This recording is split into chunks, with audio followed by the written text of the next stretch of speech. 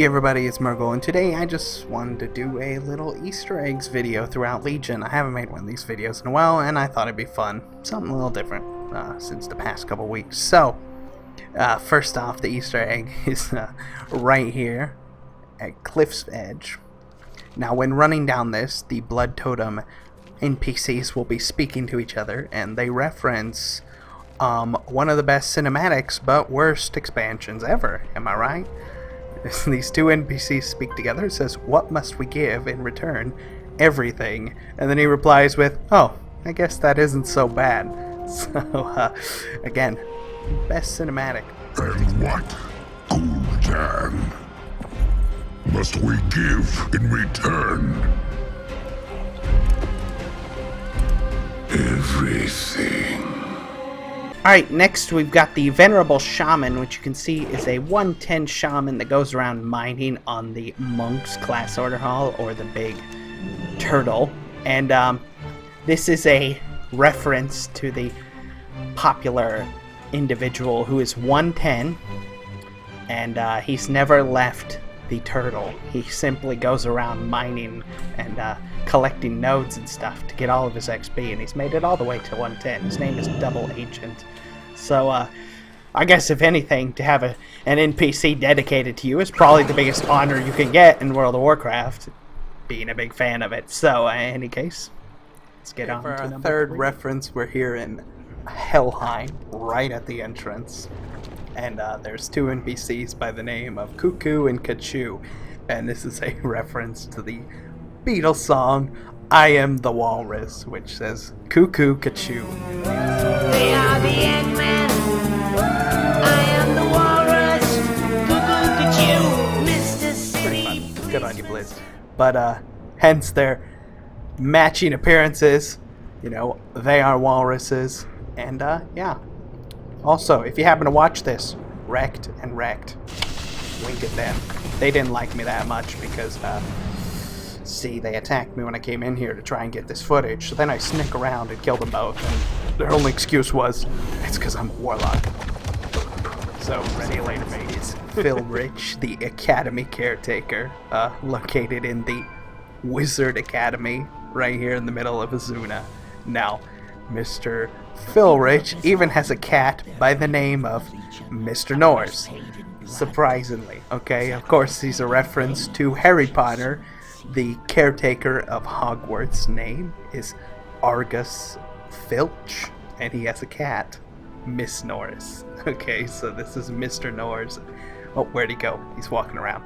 He goes around, and of course they look for troublesome students. Oh dear, we are in trouble.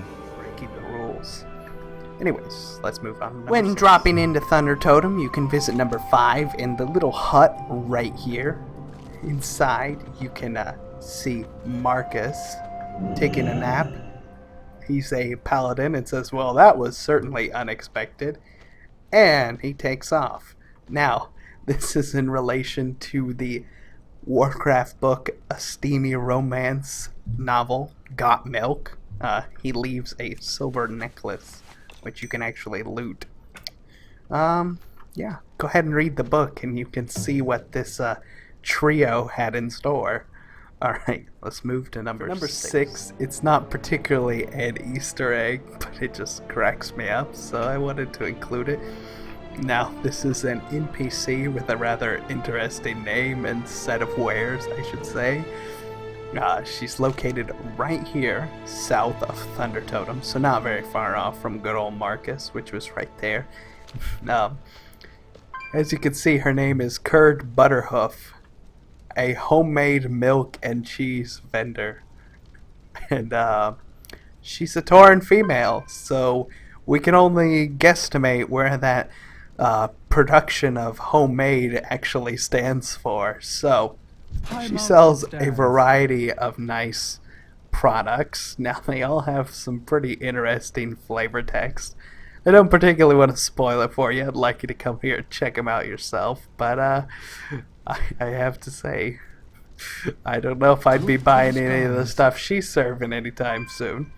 But I guess what's wrong with it, right? Cow milk, okay. Woman milk, okay. So it's cow woman milk. Sounds good to me, right? Alright, let's move on. Here we are at number 7. Coincidence? I think not. Is the Final Fantasy VII reference right here in Dalaran. We have Korad, or Korad, I guess it's very close. Cloud from Final Fantasy VII. As you see, he's even holding his Buster Blade. He has his shoulder piece and everything. I say his attire is quite matching. And then Aerith Primrose, by no mistake, is of course quite matching as well. Final Fantasy VII, by far my favorite of all the Final Fantasies. I loved the story on it. Because who can't appreciate Sephiroth as Vega?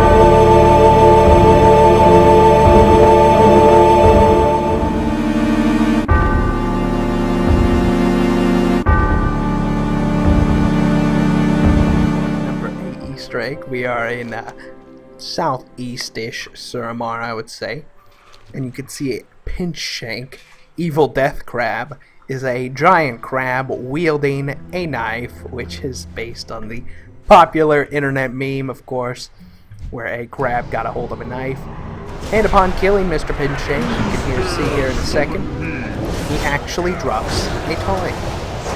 This toy is, unfortunately, mainly for hunters. But what it'll do is it'll give your crab, a crab pet that you would have, will have access to a giant knife. So, all the more deadly, of course, because we know knives are definitely the weapon of choice. Tirar o bichão do mangue, né? Ó, brabo.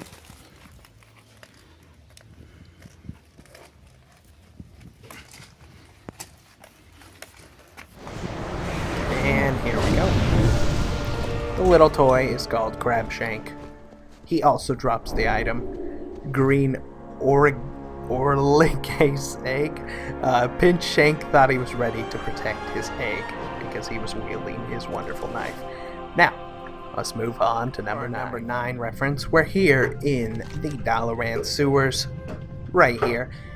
And when the guards are here, unfortunately they currently aren't, there is the occasional spawn of a giant rat by the name of Splint. Now, in its own, doesn't make a lot of sense, but if you come over here, there's a NPC by the name of Laura Malley, and with 1,500 eyes, you're able to purchase young mutant war turtles, which spawns a couple war turtles for you to tame and train, which is a reference to the Teenage Mutant Ninja Turtles. The giant rat, his name is Splint, which in Teenage Mutant Ninja Turtles, their rat trainer is named Splinter. First, I will teach myself the ancient art of ninjutsu.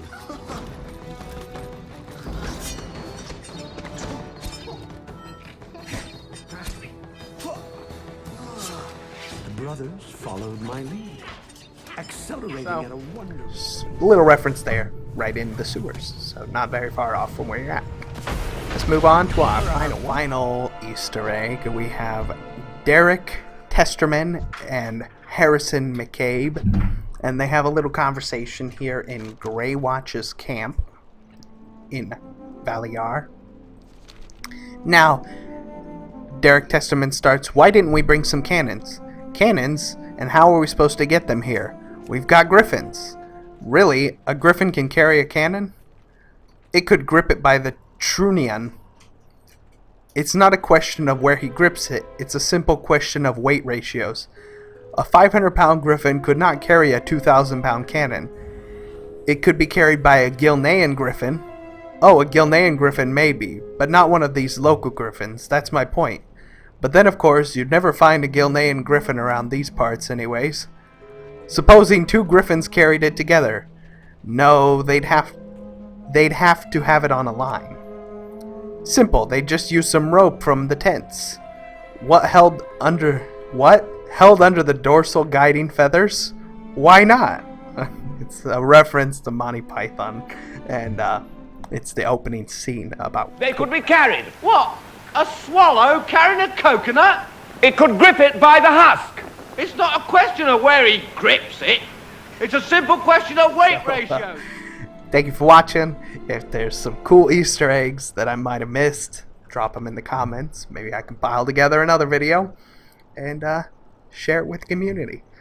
So if you got any more, again, drop a comment. check all these out, and have fun exploring. I will see you again soon. Bye-bye.